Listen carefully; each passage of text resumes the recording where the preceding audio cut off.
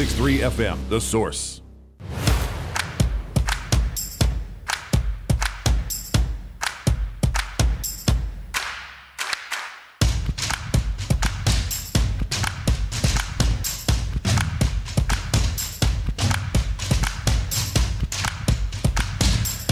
All right, 10 minutes before 10 o'clock. Thank you for tuning in. We have a short but powerful message we want to deliver to you, and we're delivering it from a lady who has gone through her share of times that might have defeated some of us. She lost her husband, her father, and her unborn second child all in 1 year. And yet she moves on forward. I heard her in a very happy voice telling you it's going to snow in Minnesota, Robin. So. Yes. Her book is called No Happy Endings. Nora McInerny is an expert in difficult conversations, and that clearly has already been established. She's a survivor of within weeks of each other losing, as I just mentioned, her husband, father, and had a miscarriage. She's the host of the Gracie Award-winning podcast called Terrible. Thanks for asking. That's a cool title, actually. She's a journalist, a contributor to Elle, BuzzFeed, Cosmopolitan, the Minneapolis Star Tribune, and a bunch of others. And we're honored to have her on our show. Nora McInerny. Good morning, Nora. Good morning. Thank you for having me. Thank you. You're in Minnesota. Where in Minnesota are you? I'm in Minneapolis, and we are all just watching the weather, knowing that it's going to snow again and wondering why we live here. That's what we're doing here. Has it ever snowed this late in the year before? Last year, it snowed like 2 feet on April 14th, and in a move of desperation, my middle schooler and I snowshoed to Walgreens because they had $20 and really wanted a new lip gloss, and I was like, well, you'll have to snowshoe there. And they looked at me like, yeah, I will. Oh, dang it. So does the grass look greener? Do you want to be here and we want to be there? I really would like to experience it. That would be fun. Okay, we will swap. Okay, we're going to trade live. You come up here. Oh, my gosh. Well, and that's a legally binding agreement you just entered with me, so thank you. How long ago did you have these three horrible things happen to you? So, yeah, all of that, all of the losses that you described, that all happened at the end of 2014. And by 2015, I had completely unexpectedly met another person, my current husband, which he doesn't love being called, but it's so accurate. I met my current husband, Matthew, and he is divorced, and he had 2 kids. That was not on my list of criteria for somebody to date. And I found myself in this position I'd never seen anyone else in, which is I'm feeling something happy, and it feels directly at odds with these awful losses that I've experienced, and I don't know if it's okay to still be in grief, and also, or is it okay for me to already be experiencing happiness? What I realized is I'm not special. Like, a lot of people have felt this way. Do you answer that question by asking yourself, what would the people, your father and your husband specifically, what would they want for you? I do think of it that way. And I also think about it as, how do you honor the love that you've had and the people that you've lost? Do you honor them by sort of closing yourself around their losses, or by using those losses as a way to fully experience your life that you still get to have? Yeah. And I think the second one is harder. It really is. And it is more complicated. And really, as much as some of it came down to me accepting all of these contradictory feelings in myself, it also comes down to the fact that, nationally, Americans are not great at talking about difficult things. Right.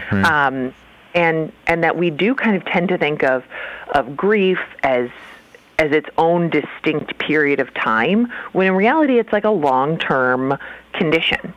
And that's okay. It doesn't mean that you haven't, continued living. Like, definitely you are required to still, pay your bills and your mortgage and go to work and all those things. But as soon as somebody sees you doing something normal, they assume oh, okay, it's over.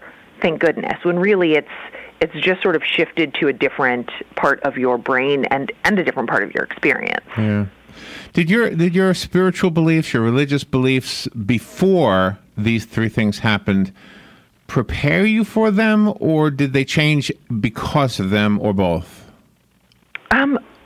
Yeah, they definitely changed because of them, which I was also very resistant to. I had grown up Catholic, and I did not find any comfort in God while my 35-year-old husband was dying of cancer. Some people have, but I was not there. I really wasn't. And I just thought, people shower you with things like, oh, everything happens for a reason, which is not what I wanted to hear, or they say, like, God doesn't give you more than you can handle. And I was like, I am not a huge fan of God right now. Like, I don't think you should be bringing him up right now. And I've truly realized that all of these experiences, it is not God turning their back on me. It is that God sits with you in the really difficult things too. And it doesn't look like being scooped up and everything being fine. It's that sometimes things aren't fine, and God shows up in the people who are there when things aren't fine. And you were able to turn your life around because you're able to, you share with the reader that you're able to get over the guilt that you felt you were betraying Aaron after he passed when you found Matthew. Mm-hmm. Yeah. And that's a long tail process, I would say. That's something that, certainly still I can look around at my really beautiful life right now and feel like this pang in my heart that Aaron's not here and that he's missing it. And I also know that I didn't trade him. It wasn't a choice that I made to lose him and get this thing. And I know so many people have really struggled with that too. People who have lost children and then had another child, and people who have, lost a relationship or lost a huge, part of their identity, and then, found themselves in a good place. Those are hard things to sort of reconcile with each other. And all that I can say is, of course it is. Like, of course it is. Your book is striking a chord, obviously. It's number one on Amazon in the love and loss category, which is another huge category. The book is called No Happy Endings. It's written by our guest, Nora McInerny, and this is a memoir. So what advice would you give to the guy or the lady who is going to be the new person? In other words, your current husband, there's got to be a certain aspect of him where he understands that you didn't divorce your past husband. You lost him to death, and you probably still have love for him. So how does he handle that? What is your advice to the people who might fit that same kind of role? I think it's sort of our relationships with our past lives are very different. And also, we both have children from our first marriages. And therefore, we both are so grateful for the experiences that came before. And I think everybody that you meet, whether they're widowed or divorced or neither, we are all a product of our complete lived experiences. All of these experiences, all of these relationships made us who we are. And having love for another person does not mean less love for you. That's well said. It really doesn't. But we aren't taught that, right? We're taught like, oh, it's you against every other person that your person might have loved. Or that's how I always thought of relationships, and that's so limiting. It's so limiting, and it's such a nicer, lighter place to be, to just look at a person and say, I'm so glad for everything you went through and experienced, and every heart you broke, or everybody who broke your heart, because it got you here. And I like you. That's very, very wise. Yeah, absolutely. And because of Matthew's relationship with his children and your relationship with your child, you're able to bring everybody together. Yeah, and also to explain to the children, too, 3 out of 4 of our children came from a family that existed before. And so this is not the first version of their family. Our baby is like, oh, I guess this is what life has always been like. But all the other kids know something else, and I want them to know it is okay if that is complicated for you. Of course it is. Like, it's okay that you can miss something and love something else at the same time. And that does not mean that you're doing anything wrong. Very wise. Very wise. You're a pretty lady. I just found your picture. Let me put it on. Thank you. Let me put it on this streaming video. You got a like a Madonna kind of a look too, right? In that picture. So, I think so. Yeah. I've never heard that. I will take that compliment.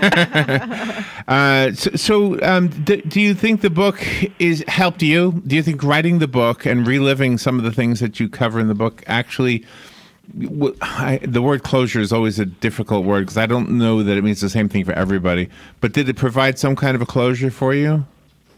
I think that it helped me, maybe not closure, but it definitely helped me understand my perspective, to really, dig into all of those ideas as I was living them too. So, this book is something that we've been married for maybe a year, and we've been together for 3 years. And this book is taken from, notes and journals, and really sitting with those experiences and talking to our kids and talking to Matthew as I wrote this. Yeah, of course, it really helped me, and I hope that it helps everybody who is living a complicated life, which eventually is most of us. We live near Disney World, and they call themselves the happiest place on earth. And I've often wondered if it actually works, if somebody who's going through the worst things they've ever gone through actually gets a boost of happiness by going there, or is that just a selling thing? I don't know. I don't know. Okay, I will tell you, this is an unpaid endorsement. My husband, Aaron, and I went to Disney World right after he was diagnosed, and we went with his sister and her 2 children, and we looked at each other, and he had already been diagnosed with stage 4 brain cancer, and we were like, we got to have a kid. I credit Disney World and all those stressed out parents and all those gift shops and carting our 2, nieces and nephews around with inspiring us to start our own family. That was a delightful weekend. Oh my gosh, that we spent. I love hearing that. Yeah. Okay, that is a good endorsement, isn't it? It is. Yeah. Nora, come to Florida. We'd love to have you back here. You got too much snow there anyway. It's truly, I would love to be rescued. Just send me whatever. Send me a plane, send me a train ticket. I don't care. I'm showing up. I've got 4 kids. Make some room for us. We're coming. All right. So. And I promise there'll be a happy ending. The book is called No Happy Endings, though. So there you go. Nora, do you have a website you want to recommend for us? Yeah, you can find me at noraborealis.com or on Instagram at Nora Borealis. Oh, I love that. Nora Borealis. Yeah, right. Cool. Thank you. It's like a rock star name. Nora Borealis. Thank you, Nora. Thank you so much. All right, we'll be right back. On this Wednesday, intervals of clouds and sunshine. Watch out for a shower or thunderstorm to bubble up around the area. The high 79 in the coast, 84 inland. Clear to partly cloudy winds tonight, low near 60 in the coolest inland spots, about 69 along the coast. Tomorrow, Thursday, a warm day with sunshine and a few clouds, high 81 at the coast, 87 inland. For Friday, more sun than clouds and